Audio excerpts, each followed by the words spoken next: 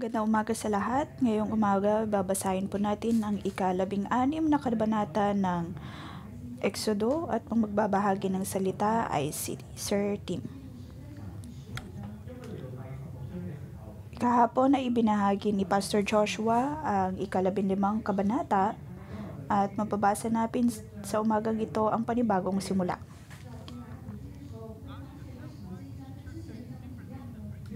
Tinatanong po ba natin ang ating mga sarili kung bakit naiiba ang kabanatang ito sa kabilang kabanata?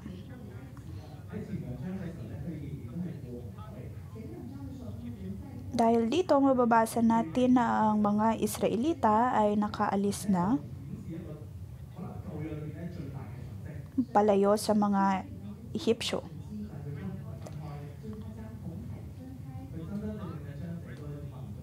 Hinati ng Diyos ang dagat at sinaklolohan ang mga Israelita.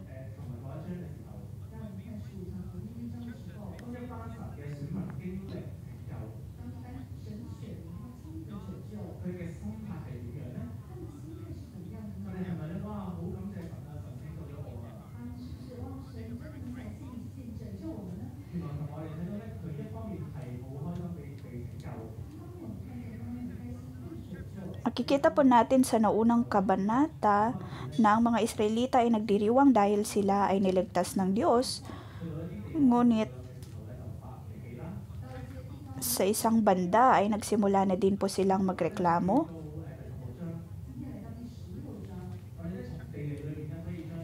At pagdating sa chapter 16,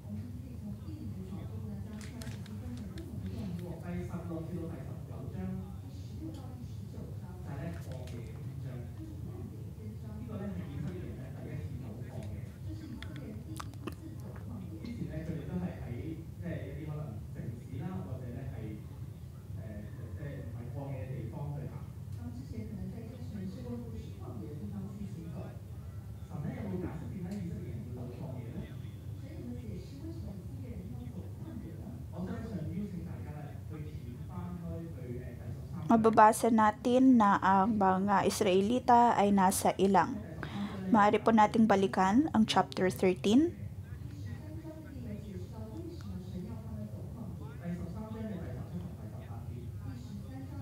At sa chapter 13 ay nabanggit doon kung bakit dinala sila ng Diyos sa ilang. Sa chapter 13 verse 18, sinabi po doon, kaya sila pinaligid niya sa ilang patungong dagat na pula, sila ay handang-handa makipaglaban.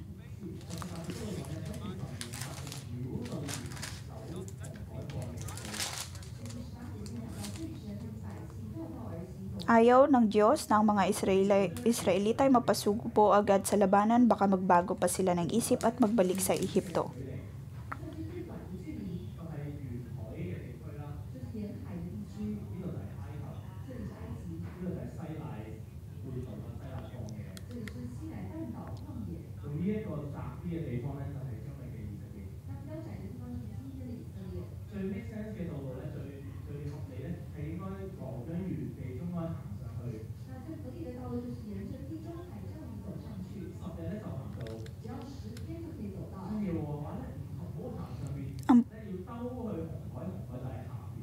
Makikita natin sa mapang ito na mas madali ang dumaan sa may dalampasigan, ngunit sila ay dinala ng Diyos sa bandang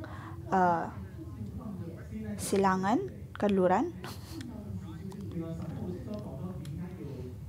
upang makarating sa lupang pangako. Ang Diyos ay mayroong dahilan sa lahat ng ito.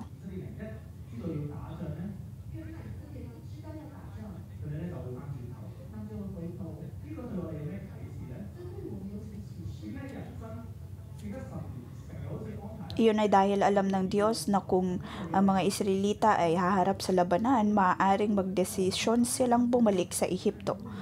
Mayroong madaling paraan, ngunit dinala sila ng Diyos sa mas mahirap na daanan. At ganito din po sa ating buhay.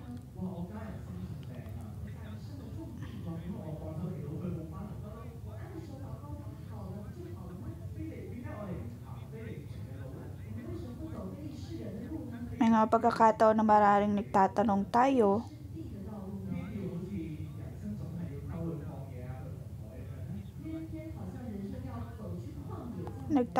tayo kung bakit kailangan tayong pahirapan ng Diyos.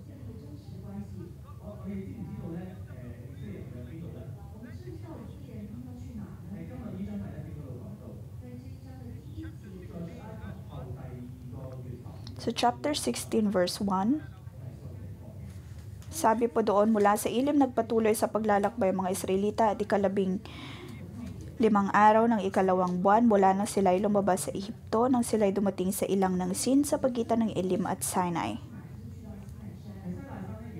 Nang ang mga Israelita ay nagtungo sa Mount Sinai,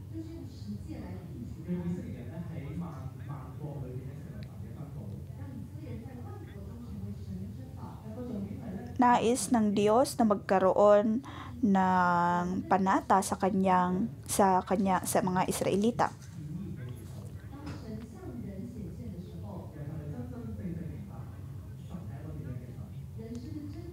At makikita natin dito na ang Diyos ay nagpakita sa kanyang mga tao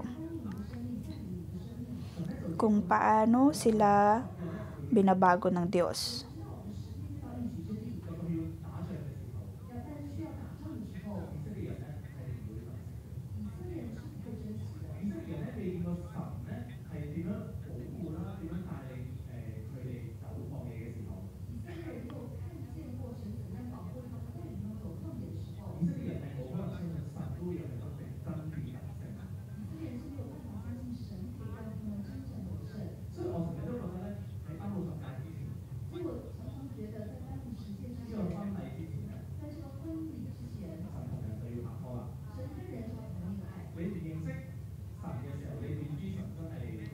Bago ang isang kasalan, dapat naligawan muna ng isang lalaki ang babae, at sa parehong paraan ay nililigawan ng Diyos ang mga Israelita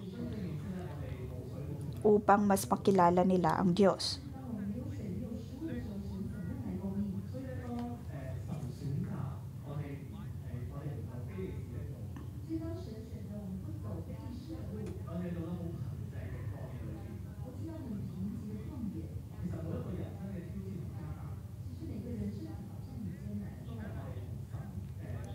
Bawat pagsubok sa atin pong buhay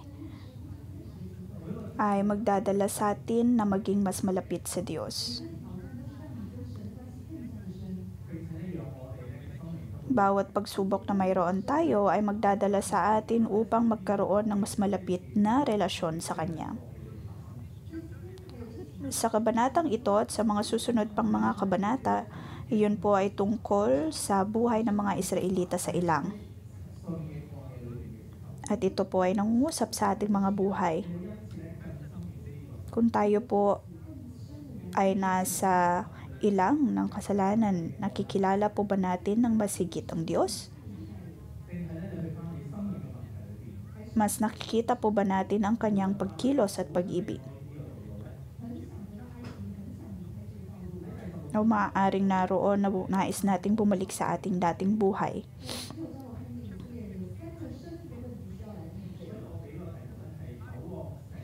Sa chapter 16, nakita ko ang 3 issue sa buhay ng mga Israelita.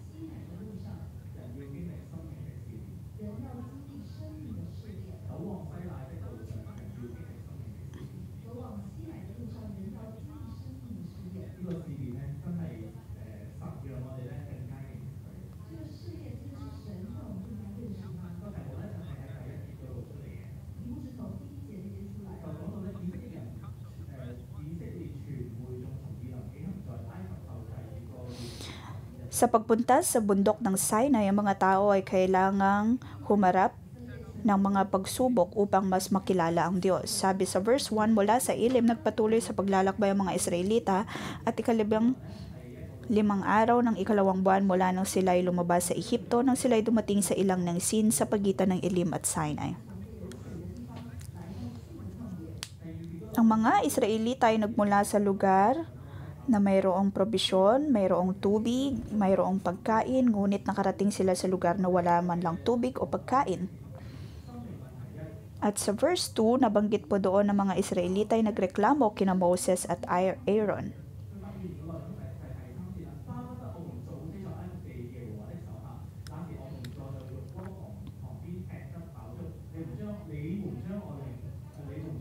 Sa verse 2,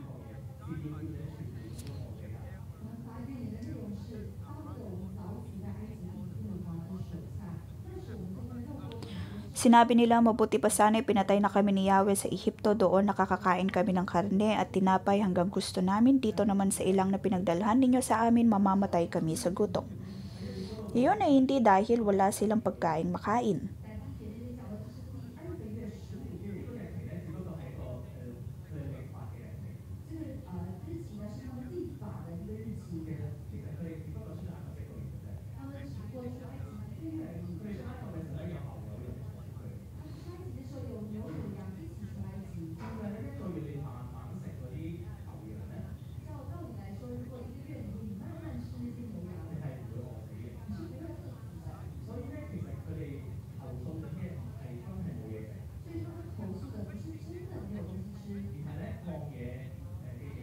Ang kanila pagrereklamo ay hindi dahil wala silang mga pagkain.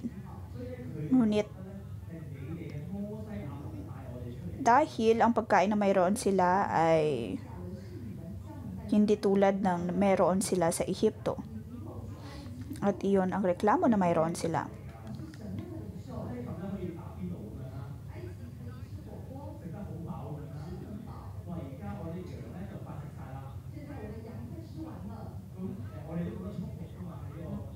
Sila ay nagrereklamo na dati ay mayroon silang mga sapat na pagkain.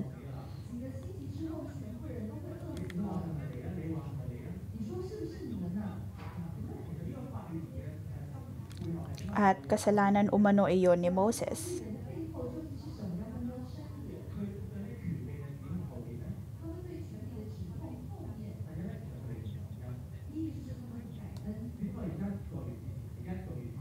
Ang akusasyon sa kanilang mga leader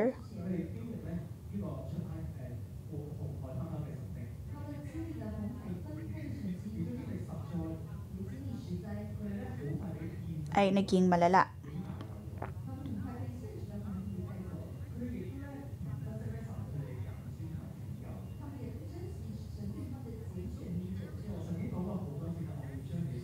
Hindi nila pinangalagaan o kaya pinahalagahan ang pagliligtas ng Diyos.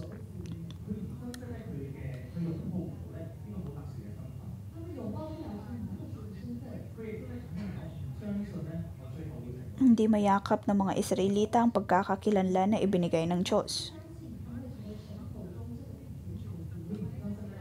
Hindi nila sinampalatayanan na sila ang piniling o hinirang na mga tao ng Diyos. Hindi sila nagpapasalamat, hindi sila bukas sa pagkilos ng Diyos.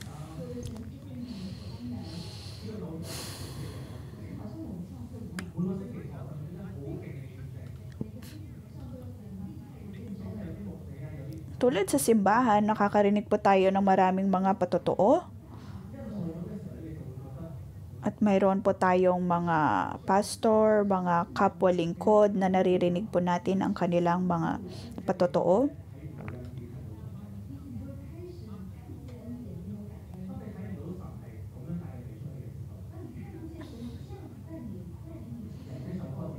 Pagkatapos sa pakikinig sa kanila ay hindi po natin maunawaan.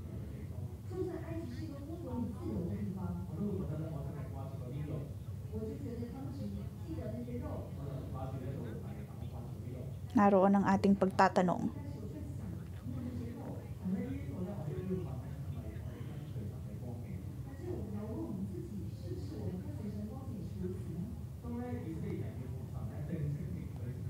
Ito po ay mahalagang punto na dapat nating maunawaan.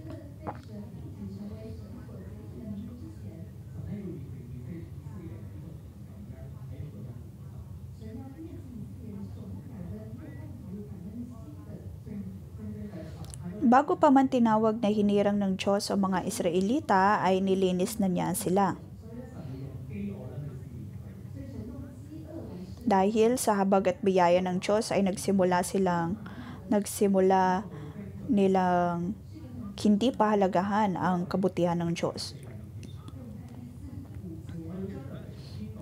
Tingnan po natin ang verse 4 at 5.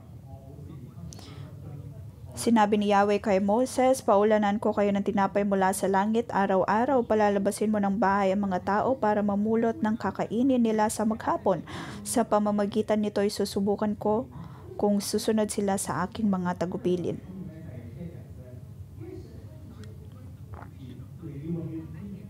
Ang probisyon ng Diyos ay araw-araw at sapat para sa kanila.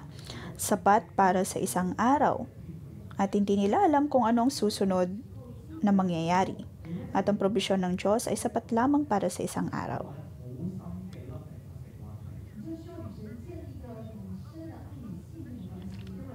At dapat silang magkaroon ng malalim na pag-ibig at pagtitiwala sa Diyos.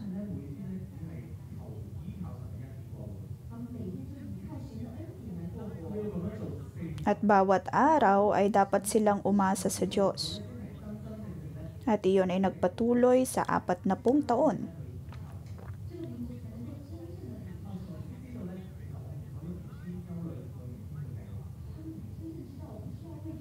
Sila ay dapat lamang na umasa sa Diyos.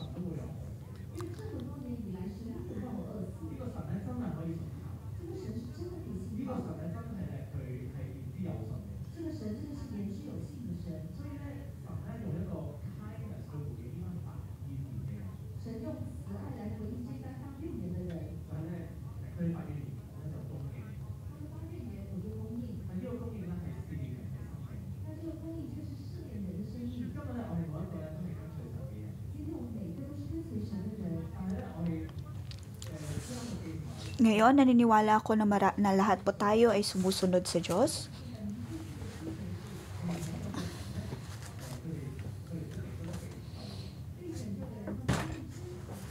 At sa libro ng Exodus at Numbers, sinasabi po doon na hindi lahat ng niligtas ng Diyos ay maliligtas magpakailanman. Ang pagdanas po natin ng kabutihan ng Diyos ay pang-araw-araw. Maaring naranasan po ninyo ang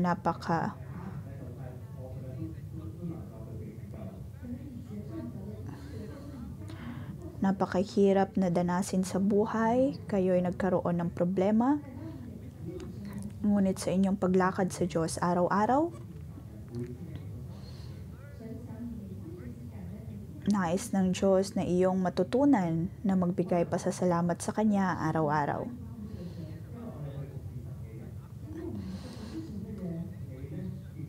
Ngayon sa ating paglilingkod sa Diyos,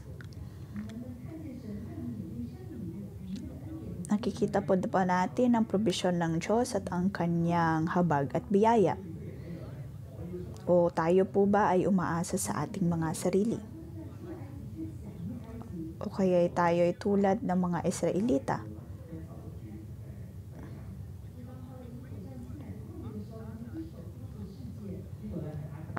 Na kung tayo ay nasa Mount Sinai, naroon na pinanghahawakan lamang natin ang mundo.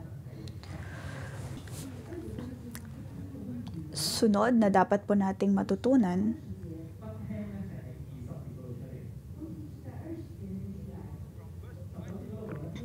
sa verse 20, nakikita po natin dito na tayo binabalaan ng Diyos na huwag tanggihan ang Kanyang mga salita.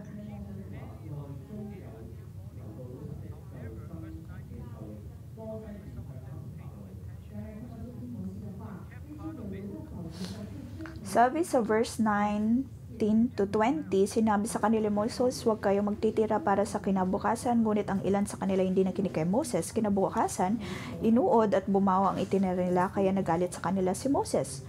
Mula noon, tuwing na umaga, mulot sila ng ayon sa kanilang kailangan. Pag init ng araw, ito ay natutunaw.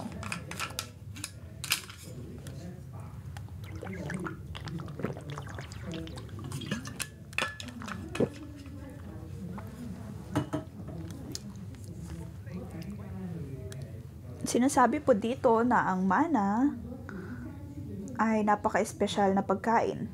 May mga researcher na nagsaliksik tungkol dito at sabi nila ito ay isang carbohydrate.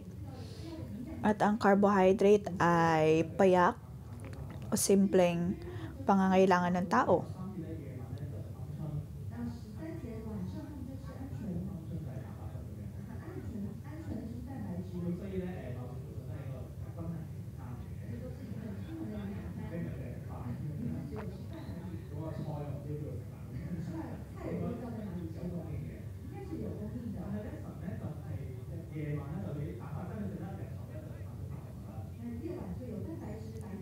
Sa gabi ay mayroon silang protina at sa umaga naman ay mayroon silang carbohydrate.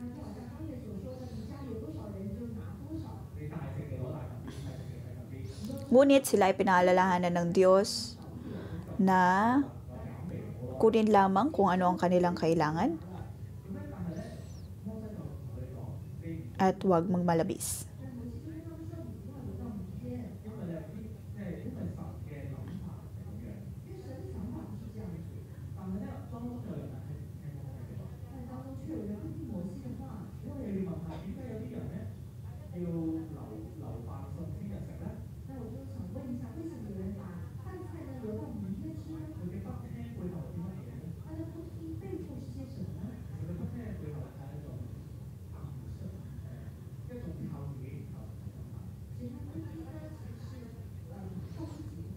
Kung tayo po ay tatanggi sa pakikinig sa Diyos, ibig sabihin nun ay umaasa lamang po tayo sa ating sarili at hindi umaasa sa Diyos.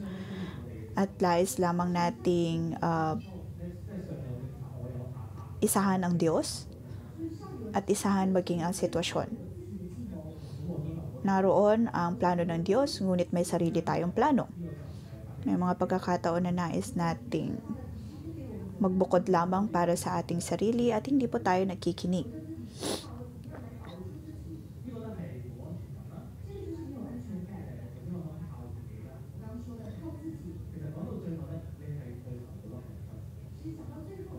At umaasa po tayo sa ating mga sarili. Makikita doon ang hindi sapat na pag-ibig at pananampalataya sa Diyos.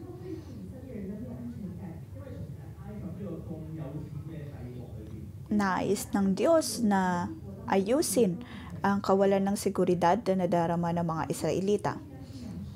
Ang Ehipto na kanilang pinanggalingan ay isang masaganang bansa. Sinasabi nila na hindi nila kailangang maghirap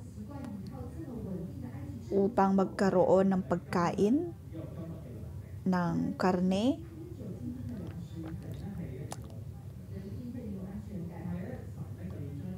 Ngunit ngayon, sa kanilang paglalakbay ay dapat nilang malaman na ay tinuturuan sila ng Diyos na ang kanilang pagkain ay dapat lamang silang kumuha ng isa sa bawat araw, sapat para sa isang araw. At ito ay pagtuturo ng Diyos upang higit silang umasa sa Kanya.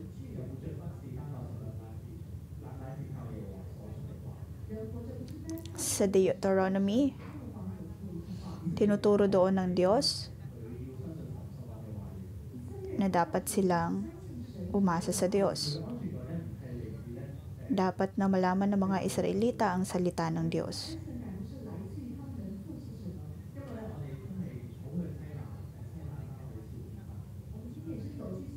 Ang kanilang seguridad ay hindi dapat nakaasa sa kung anong kaya nilang gawin. Sila ay nagtungo sa Mount Sinai o kaya dinadala sila ng Diyos sa Mount Sinai. Ngayon, itanong po natin ang ating mga sarili, ano po ang ating pinanghahawakan o kaya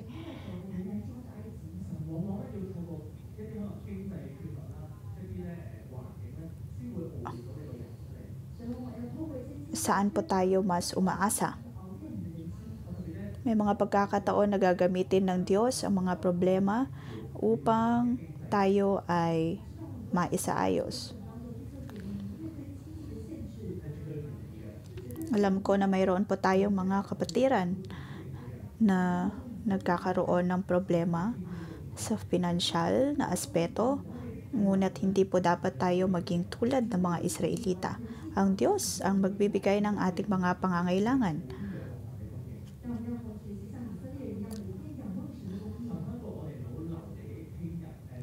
Sa ating pagharap sa Diyos araw-araw,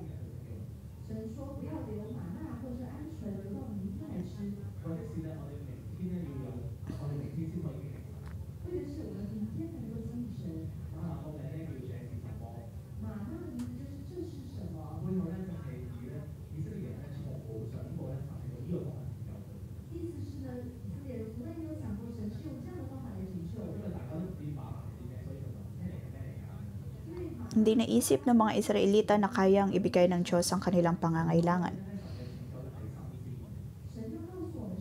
Ang manang ibig sabihin po nun ay ano iyon? Sinasabi ng Diyos na ang kanyang probisyon ay sariwa para sa bawat araw.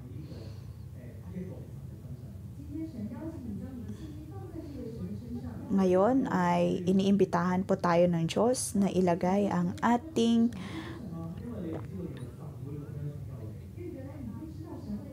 po ang ating pagtitiwala sa Kanya. Dapat po nating sampalatayanan na tayo ay Kanyang maliligtas. Sa aking paghahanda ng chapter na ito,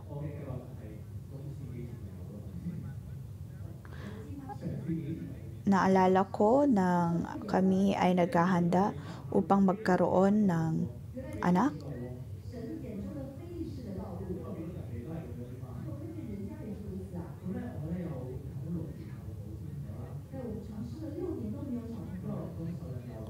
Sinubukan namin ng ilang taon, ngunit hindi pa rin kami nagkakaroon ng anak. Sinubukan namin ang artificial pregnancy, ngunit hindi yon nangyayari. Habang tinitignan namin ang ibang mga mag-asawa, tinitignan namin si Crystal, mas nauna pa siyang nagkaanak. Nagsimula akong magreklamo at magkaroon ng galit sa Diyos. Kami ay naglilingkod sa Kanya, ngunit bakit? Sila ay mayroon ng mga anak, ngunit para sa amin, lagi kaming malungkot, para kaming nasa ilang, at hindi namin alam kung ano ang mangyayari. Panginoon, ano ang gusto mong sabihin? Ano ang gusto mong gawin? Ano ang dapat na aking matutunan? Iyon po ang aking mga pagtatanong sa Diyos.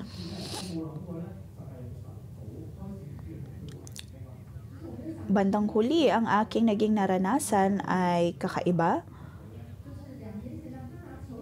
Dahil mayroong isang pang-umagang debosyon na ang Diyos ay nangusap sa aking asawa. Pagkatapos ay napakarami mga tao ang nagsimulang mabuntis dahil sa pang-umagang devotion na iyon po ay tungkol sa panalangin ni Hannah sa 1 Samuel. Nagsimula kaming magkaroon ng anak at mayroon ding 6 pang mga coworker na nagkaroon ng anak. At sa loob lamang 3 buwan ay mayroon ng 7 mga mag-asawa na nagkaroon ng anak. Nang ako ay nasa wilderness, ako ay katulad din ng mga Israelita. Pag-aakala ko'y hindi tapat ang Diyos. At ako'y katulad ni Mana. Ngunit sinasabi ng Diyos ng kanyang mga salita ay totoo.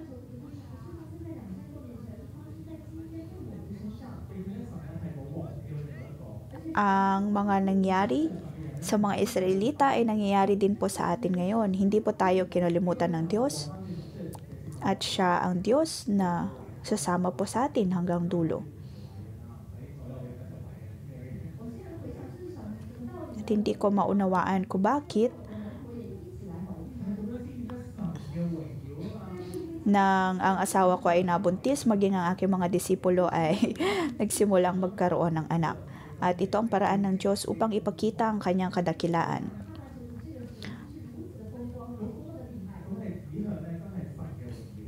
Kamangha-mangha ang bagay na iyon kung paanong 7 mga mag-asawa ang nagkaroon ng anak sa parehong panahon. Maaaring kayo po ay nasa inyong mga paghihirap, ngunit dapat ninyong malaman na kung ganitong mga sitwasyon ang dumadating sa iyong buhay, maaari ninyong piliin na manatili sa kadiliman o kaya'y piliin na paniwalaan ang Diyos at sampalatayanan na kanyang iligtas ayon sa kanyang kalooban.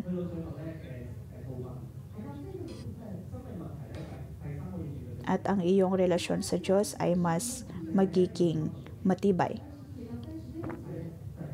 At isa pang issue na dapat na harapin ng mga Israelita ay tungkol sa pagsunod sa Diyos. Sa verse 28,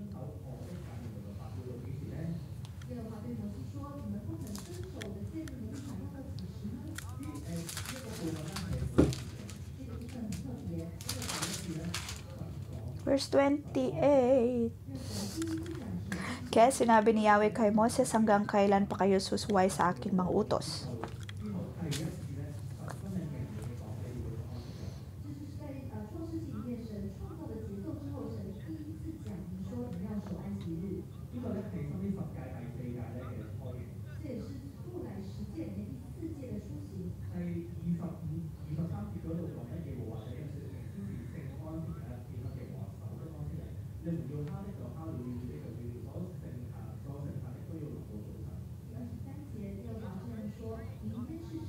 Sa verse 23, sinasabi ng Diyos doon,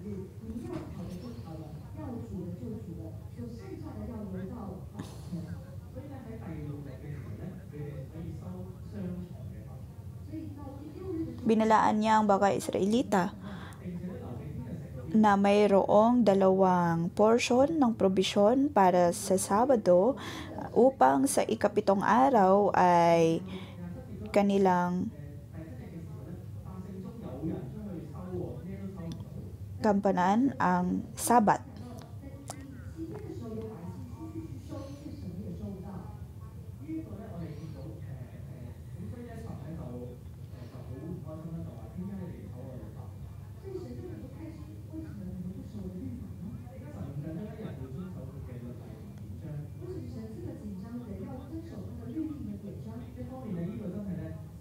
Pagkatapos mababasa natin doon na hindi tunay na sinunod ng mga Israelita ang nais ng Diyos.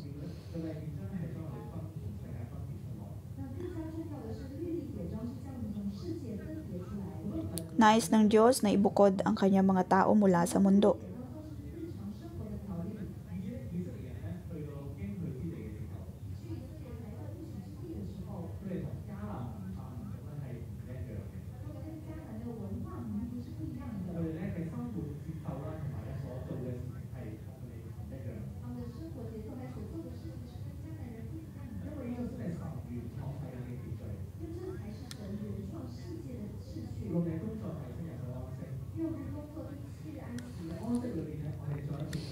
Ang nais ng Diyos ay ang magtrabaho sila ng 6 na araw, pagkatapos ay magkaroon ng araw ng pamamahinga. At dapat silang umasa sa probisyon ng Diyos.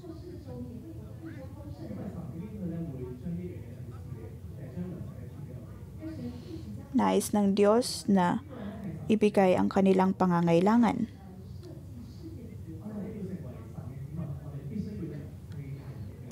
Iyon ang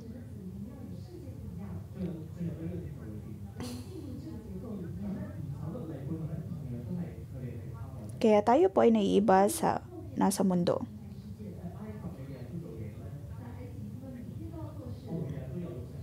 Isa pang dahilan ay dahil sila ay sakim, kung kaya sila ay tinuturuan ng Diyos.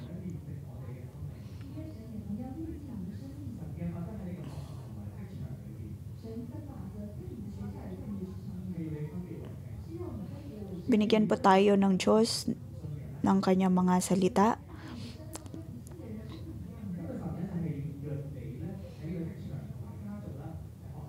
Dapat po nating malaman na tayo ay mayroong ibang pagkakatawag kumpara sa mundo.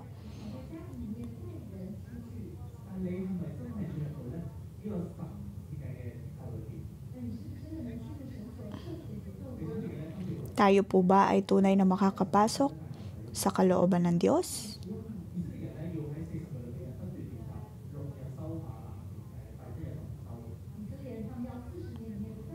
Para sa mga Israelita,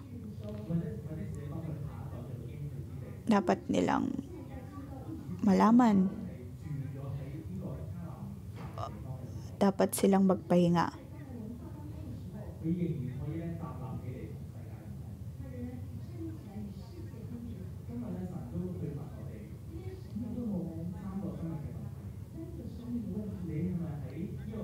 Dito ay tinatanong po tayo ng Diyos ng tatlong bagay. Tayo po ba ay magiging matagumpay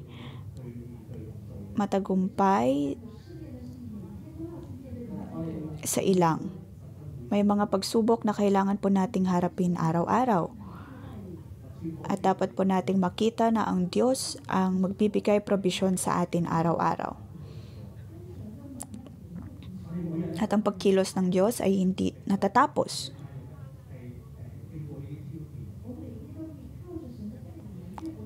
Bawat araw ay atin pong malalampasan ang mga problemang ito sa tulong ng banal na Espiritu. At tayo ay magkakaroon ng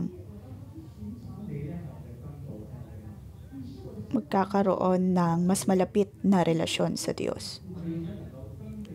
Tayo po ay pinili ng Diyos. Dapat po nating yakapin ang pagkakakilanlan na to. Binigay po ng Diyos ang pagkakatawag na ito.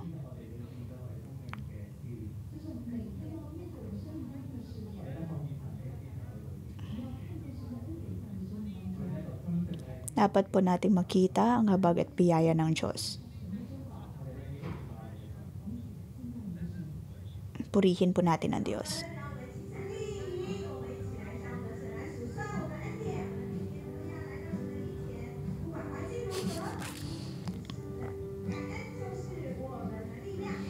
Purihin natin ang Diyos. Amen.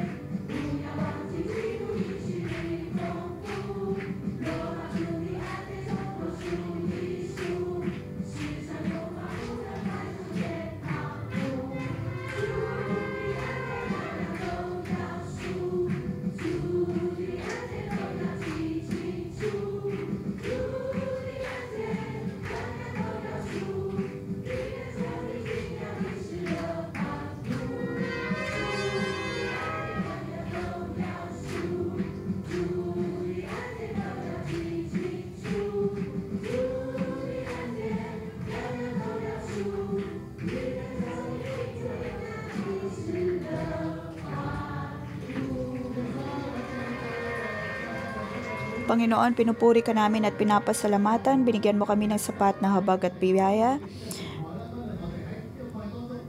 Ikaw ang Diyos na tumulong sa amin at kahit sa ilang ay naroon ang iyong haligi ng ulap at haligi ng apoy. Tayo po ay magpasalamat sa Diyos araw-araw na ang mga Israelita ay nagrereklamo, nakalimutan nila ang habag at biyaya ng Diyos. Tuwing nakikita po natin ang maraming mga milagro sa ating buhay, may mga pagkakataon na hindi po natin iyon pinapahalagahan.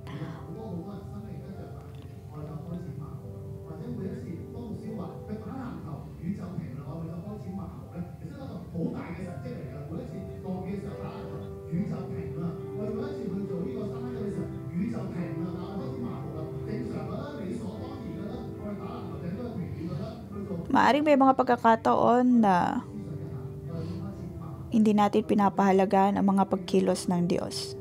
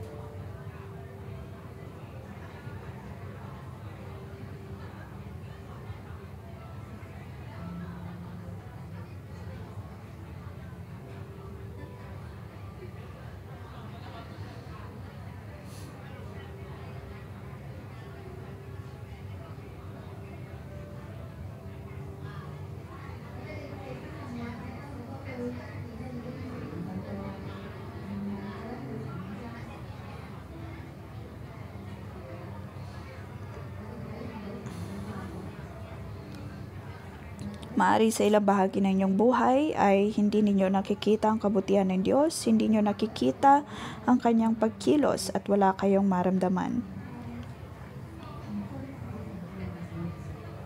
Hindi pinapahalagahan ang pagkilos ng Diyos, pagkatapos ay nagsisimula kayong magreklamo at hindi ni rin sinusunod ang kanyang mga salita.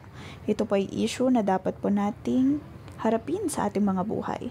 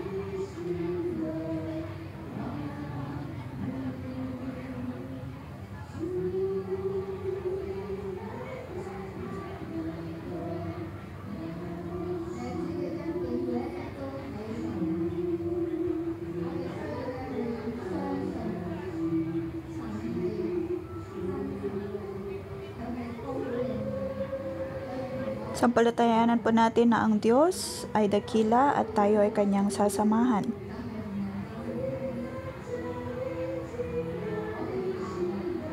Marami po tayong mga problema sa ating buhay, ngunit kadalasan ito ay dahil sa hindi natin pakikinig.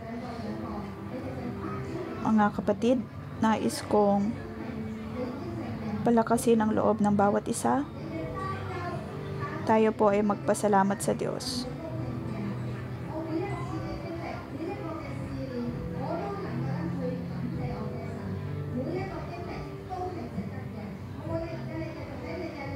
Sa bawat pagsubok, tayo po ay pasasalamat sa Diyos. Pasalamat po tayo sa ating mga buhay.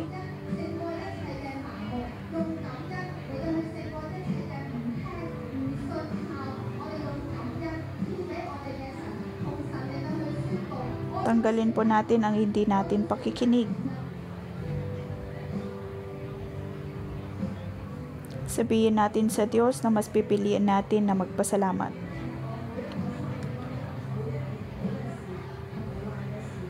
Panginoon, nais kong magpasalamat sa bawat pagsubok na aking naranasan sa buhay. Sa iyo, Panginoon, ay walang pangit na bagay, maging ang pinakamahirap na sitwasyon sa aking buhay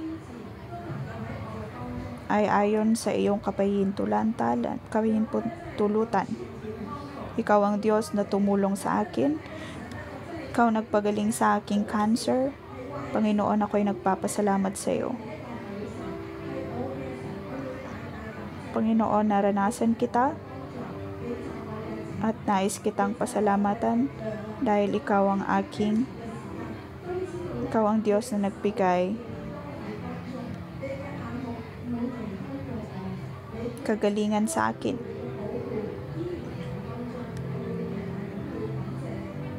Ang iyong proteksyon ay nasa akin. Panginoon, ako ay nagpapasalamat. Nais kitang pasalamatan dahil ako ay iyong tinulungan. At narito akong napaglilingkuran ka. Panginoon, ako ay nagpapasalamat sa iyo at nagpupuri. Salamat, O Diyos, sa lahat ng mga cell leader na narito. At yun ay dahil sa kalooban mo. May mga pagkakataon na hindi kami makapagpasalamat, ngunit dapat kaming magpasalamat. Nais ka naming pasalamatan. Panginoon, nais ka naming pasalamatan.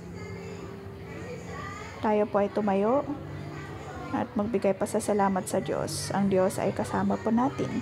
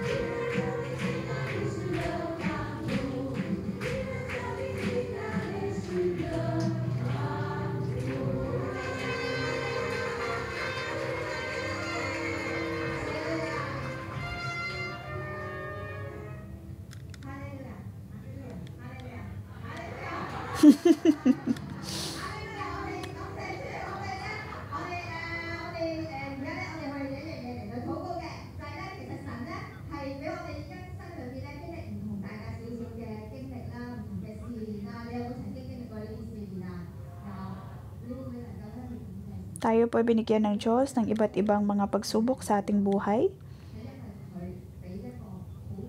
Kayo po ba ay nakapagpapasalamat pa sa Diyos sa kabila ng mga pagsubok na ito? Ngunit tayo ay binigyan ng Diyos ng kanyang pagkakakilanlan. Tayo ang pinili ng Diyos. Tayo ay hinirang na Diyos. Atin pong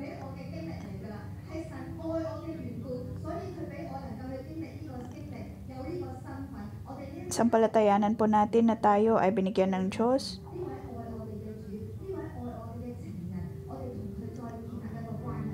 Tayo pa rin po ay pinili ng Diyos. Atin pong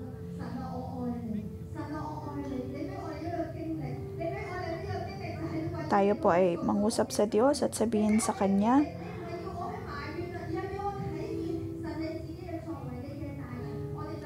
magpasalamat po tayo sa Kanya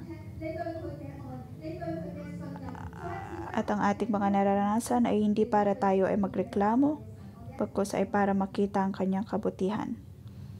Atin pong ibigay sa Diyos ang ating pasasalamat.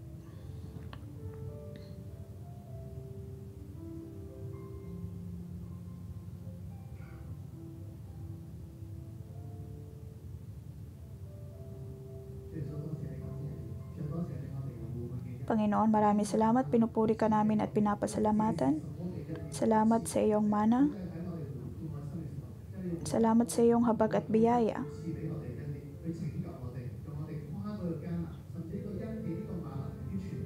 Napakaraming mga bagay sa aming buhay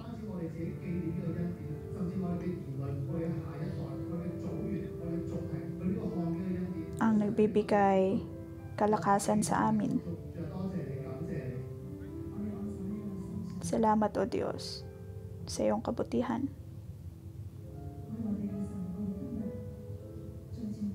Diyos amang nasa langit, nais naming sabihin sa iyo, nais naming manumbalik sa iyo. Bawat mabuti at pangit na bagay sa aming buhay ay hinayaan mo. Panginoon, pakinggan mo ang aming mga tugon. Nais namin, O Diyos, na ibigay ang lahat sa iyo. Panginoon, hawakan mo ang aming mga puso, tulungan mo kami na magkaroon ng sapat na pananampalataya sa iyo.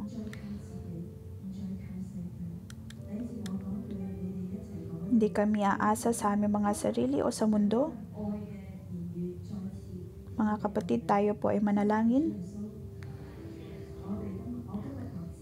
Panginoong Jesus, ngayon ay gumagawa ko ng panata na ang aking puso ay babalik sa iyo.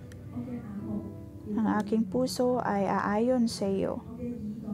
At ang aking paningin ay nakapokus lamang sa iyo. Ang aking mga tenga ay makikinig sa iyo. Alam ng aking puso na ang iyong pag-ibig ay nasa amin at ang iyong kalwalhatian ay kasama namin. Panginoon, ikaw ang tumulong sa amin. Aking puso, iyong sampalatayanan na mahal ka ng Diyos. Dapat kang magbigay pasasalamat sa Kanya, magbigay papuri sa Kanya dahil siya ay mabuting Diyos. Panginoon, minahal ka namin. Sinasabi ko sa iyo, O Diyos, na mahal kita. Panginoon, tulungan mo kami. Tulungan mo ka na magkaroon ng seguridad sa Diyos. At aming mga tenga ay makikinig sa salita ng Diyos. Panginoon, tulungan mo kami na magkaroon ng puso. Magkaroon ng puso na handang makinig sa iyo. Pinupuri ka namin at pinapasalamatan. Pakinggan mo ang aming panalangin sa ngalan ni Jesus. Amen.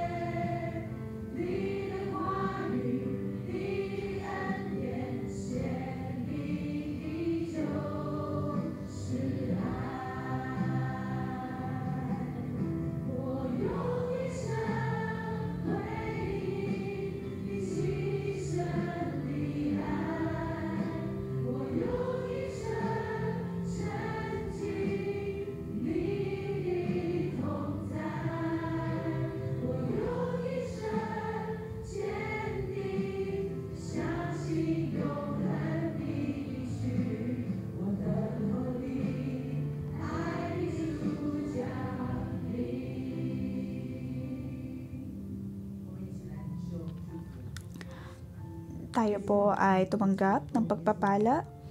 Panginoon, kami ay dumudulog sa iyo, aking pinagpapala, ang bawat nakikinig ngayon. Sa ngalan ng Panginoong Hesus, aking pinagpapala ang bawat isa. Tayo ay humaharap ng mga problema, may mga pagkakataon na tayo ay nalulungkot.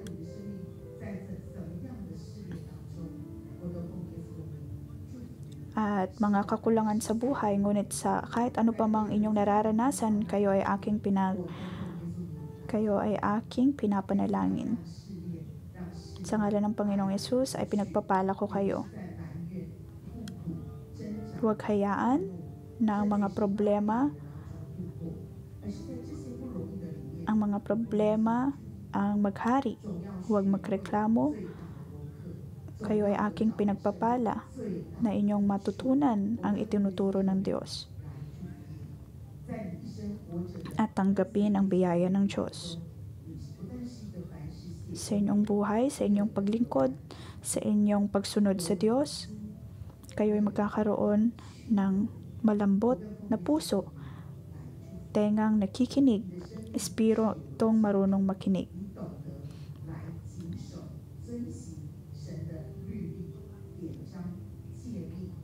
Maaaring sa inyong buhay,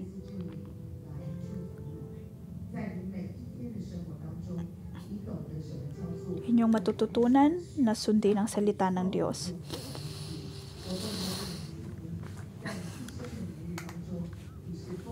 Matututunan mong tanggapin kung ano man ang pinagkakaloob ng Diyos.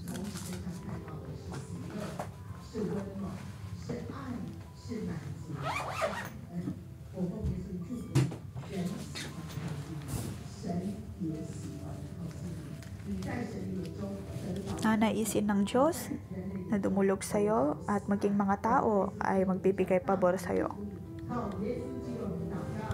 Aking pinagpapala ang lahat sa ngalan ni Jesus. Amen. Dito po nagtatapos ang ating pang-umagang debosyon. Magandang umaga.